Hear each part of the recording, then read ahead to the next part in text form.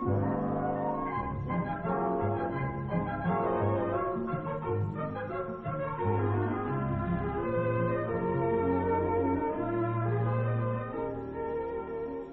Lieutenant Williams, a police officer attached to the Juvenile Division.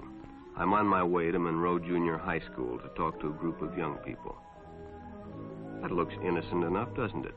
Lots of young people hitchhike. Seems like a good way to get from one place to another. But sometimes there are dangers involved that never meet the eye. Let's take the case of Jimmy Barnes. Jimmy played baseball all afternoon, and he didn't feel like walking home, so he decided to thumb a ride.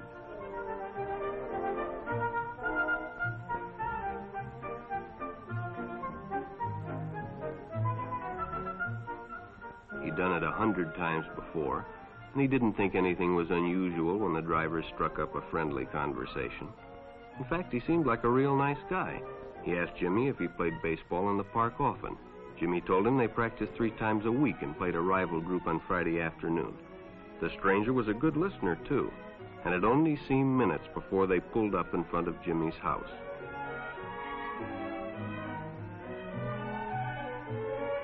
When Jimmy got out, the stranger gave him a friendly pat. Then he told him he'd see him again, as he always drove by the park on his way home.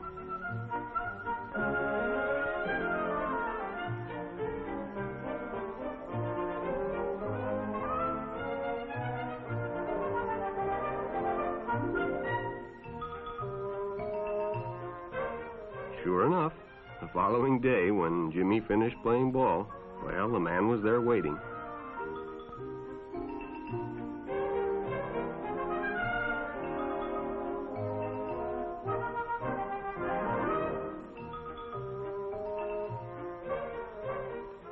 They stopped at a drive-in, and the stranger treated him to a Coke. During their conversation, he told several off-color jokes, but Jimmy had heard others before, and well, it made him feel big to so easily win the confidence of an older person.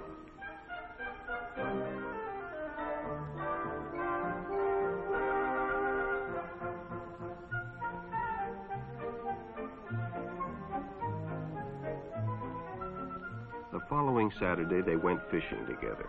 By now, they were using first names. Ralph said it was more friendly.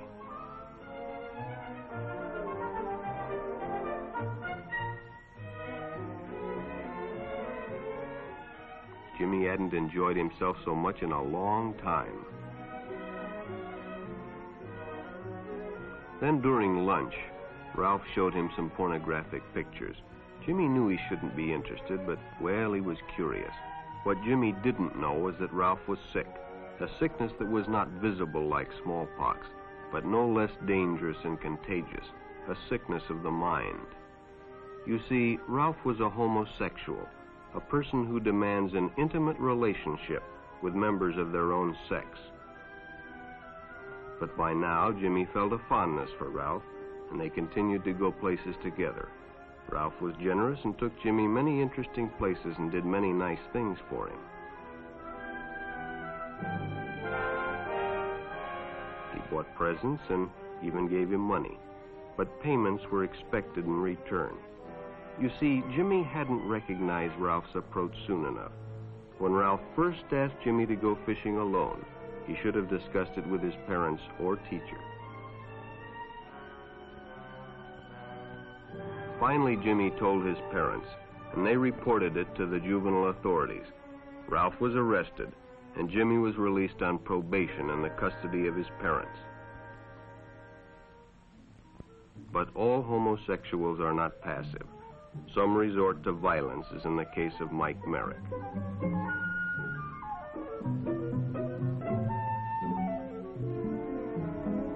In the heat of competition, no one noticed the man who sat and watched. And when the game broke up and the others left, Mike decided to stay and practice a little longer.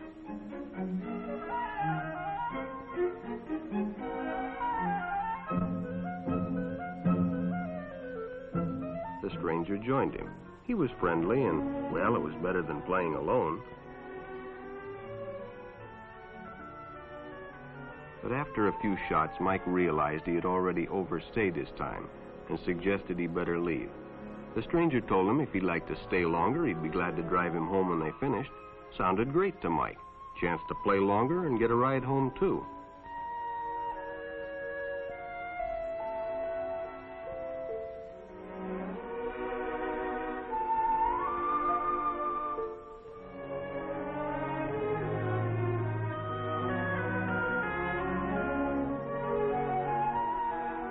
When they finished, the stranger told him he'd make a fine player someday if he got lots of practice.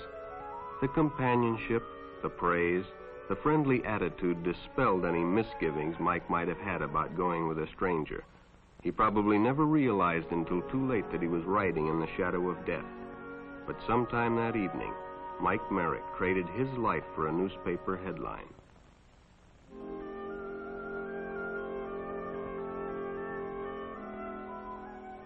As Denny and Jerry got the papers ready for Jerry's afternoon delivery, they only casually noticed the two boys that raced by in the afternoon traffic, and they didn't pay much attention to the car that drew up shortly afterwards until the man called them over.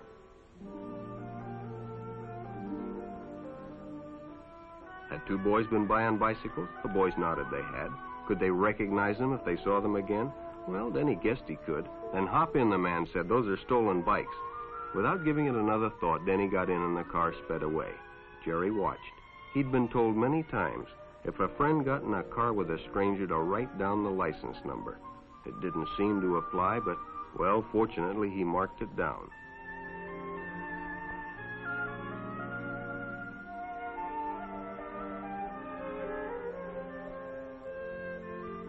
When he delivered a paper to Denny's house, he asked his mother if they'd caught the boys that had stolen the bicycles. Denny hadn't returned, so he told her the story and gave her the paper with the license number.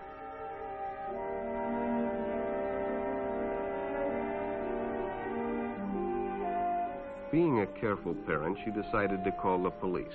Jerry supplied the necessary information, and the stranger's car was quickly spotted. It was a good example of how important it is to always get the license number and description of any stranger who takes a young person off alone, no matter what they tell you.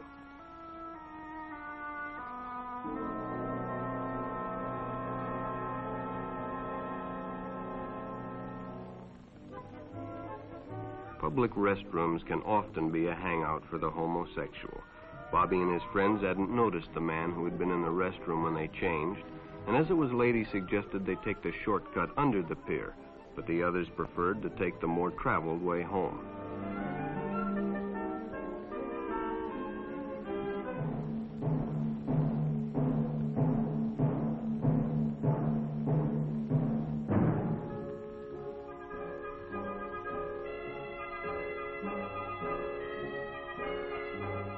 When Bobby recognized the stranger as the man in the restroom, the shortcut under the pier didn't seem like a good idea at all.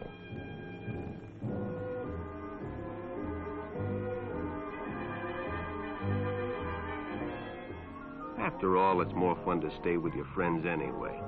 Bobby had made a wise decision. It may have saved his life. The decision is always yours, and your whole future may depend on making the right one. So no matter where you meet a stranger, be careful if they are too friendly, if they try to win your confidence too quickly, and if they become overly personal. One never knows when the homosexual is about. He may appear normal, and it may be too late when you discover he is mentally ill.